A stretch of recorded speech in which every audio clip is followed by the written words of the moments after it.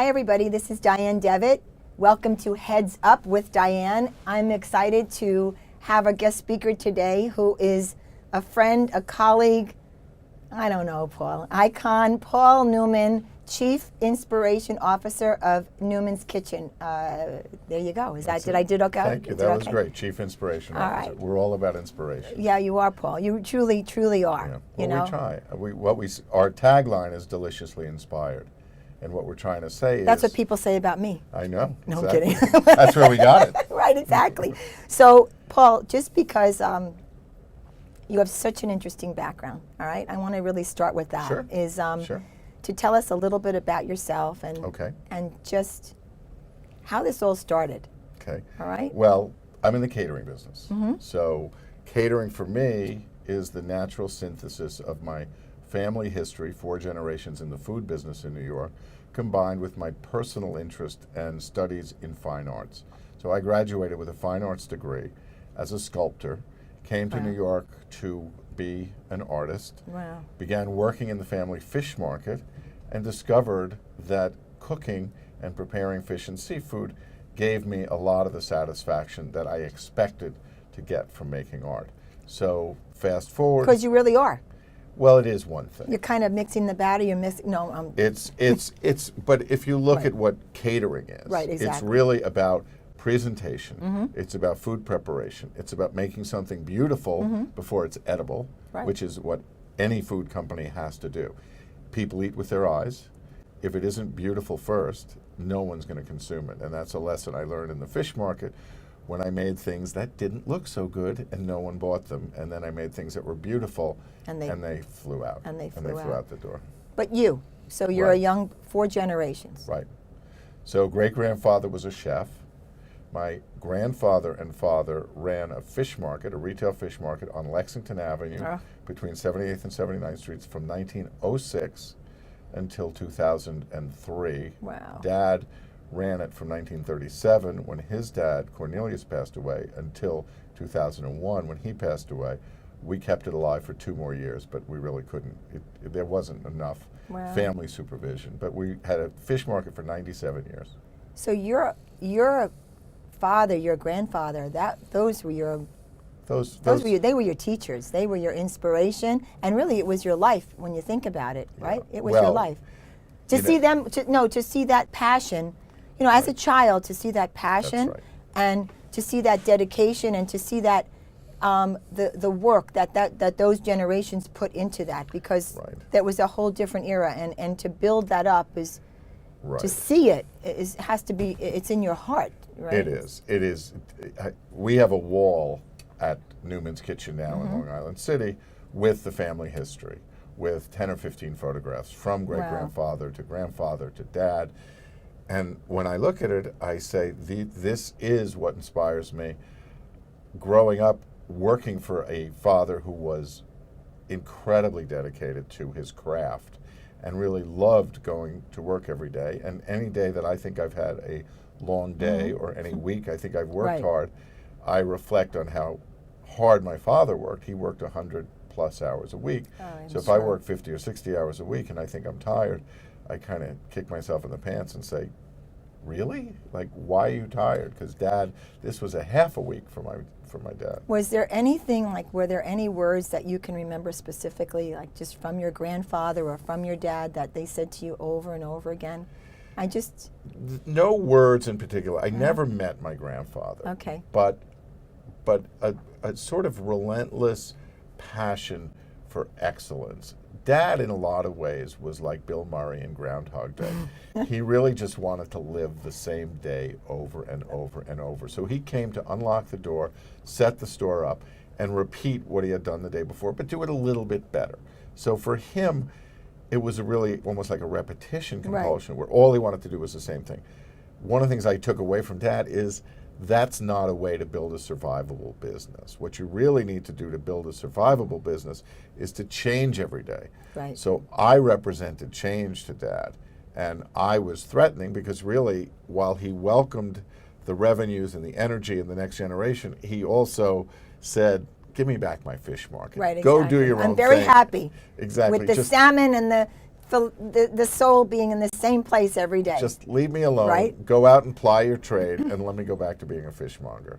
So there were many lessons. No single words from Dad, but many lessons. He lived them. He lived them. So you then developed and, as you said, like went to school in art and yeah, it's interesting the dichotomy because food is truly art. And, it is. And then to take that into building such a successful business of it, and then underneath it all, I'm always interested in Paul the man because you truly live who you are, in a sense. Well, no, I think that building a business, building Neuman's Kitchen is really not about selling food.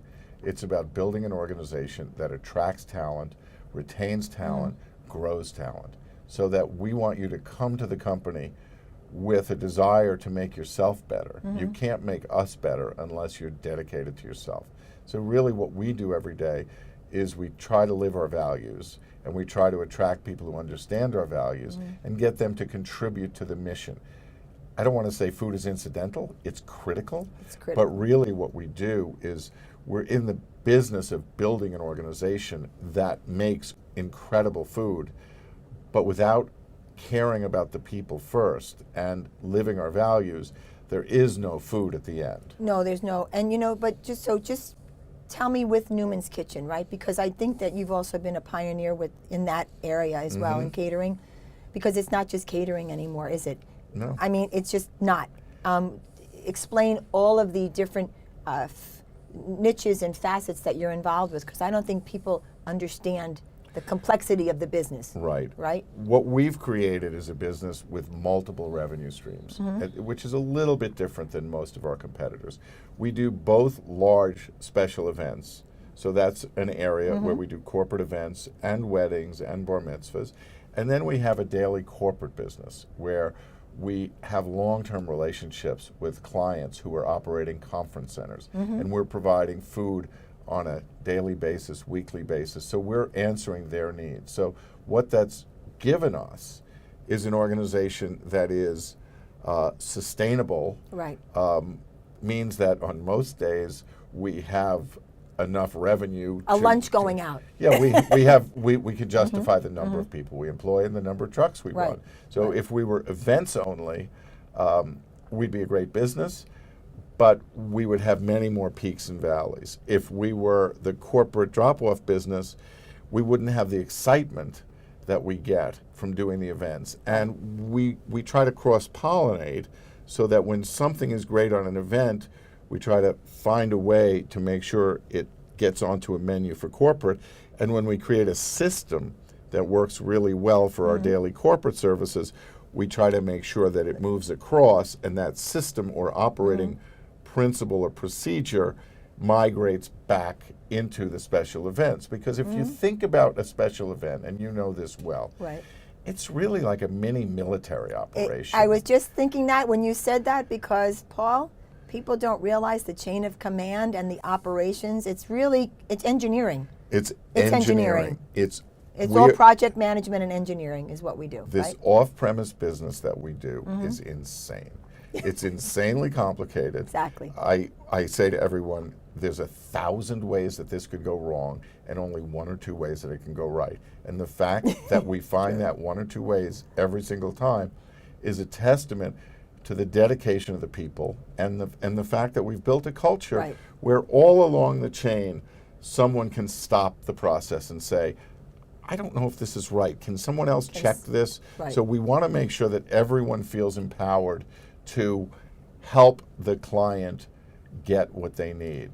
Because it is such a partnership, and I think that there's so much involved with it. I mean, I know there's so much involved, right? And you and I have worked together, and I always remember the beautiful job you did when I launched my book. Yeah, I love that. I remember that event. It was such a great event. But just to wrap up for today, give us a little bit of an overview, because from Christie Street to Long Island City. So for those of you, Christie Street is in the Lower East Side in Manhattan, and your office was about this big, and now it's that big.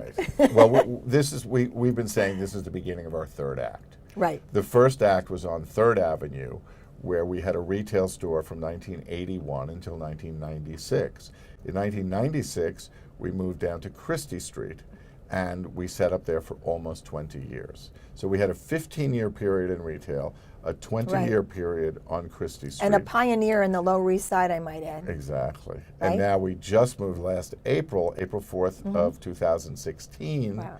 we moved to our brand new 18,000 square foot kitchen, offices, and event space. So, which is fabulous because, by the way, I've been there, and it's an amazing facility. yeah, You we're know, can't wait to very bring proud. other people back. But Paul, thanks so much for sharing that with us today. And My pleasure.